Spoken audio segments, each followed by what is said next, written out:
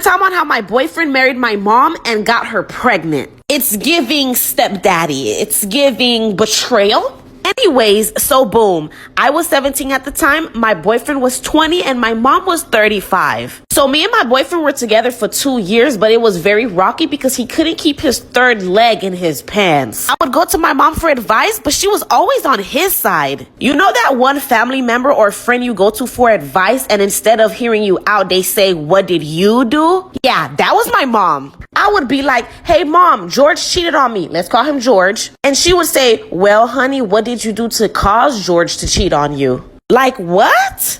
Anyways, one day I decided I no longer wanted to be treated like crap, so I left George, and I left George for good. But guess what? He was always still around because my mom would always invite him to dinners and movies, and that was just the beginning. Like for part 2, on how my boyfriend married my mom and got her pregnant. Yes, it was giving stepdaddy. So like I said, I broke up with my boyfriend because he was a serial cheater, but my mom was still inviting him over. I would tell my mom to stop, but she kept saying that he was family. I was so pissed at my mom that I literally always stayed in my room, and when he would come over, I would hear them downstairs watching movies and laughing. I thought it was weird, but I definitely didn't think they would have gotten married, let alone have my little sister. Well, 2 weeks after our breakup, yes, just 2 weeks, one night when my ex-boyfriend George was over, I all of a sudden didn't hear them downstairs watching a movie, but I did hear my mom's room door slam shut.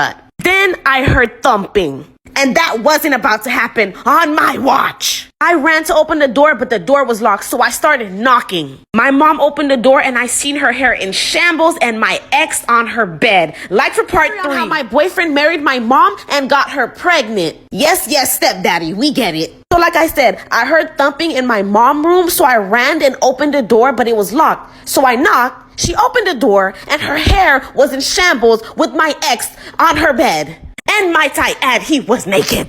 I cried and said, "How could you do this to me?" Do you know what this lady said? She said, "Well, sweetie, I understand him. You guys weren't compatible. And we're getting married Sunday, so this is something you're gonna have to get used to." I attacked my mom, fought her, beat her actually. And I moved in with my dad, who was disgusted by her. I bet you guys are hoping she didn't actually marry him. Well, she did, and she ended up pregnant. I had the last laugh, because fast forward a year later, and my mom is crying in tears. And y'all wouldn't believe why. The story gets crazier. Like for part 4, how my ex married my mom and got her pregnant. He graduated to stepdaddy, but not for long. So like I said, fast forward a year later, I had the last laugh because here is my mom crying her eyes out. Why, you may ask? Oh yeah, he was cheating a lot. And with younger girls. He even tried to get back with me.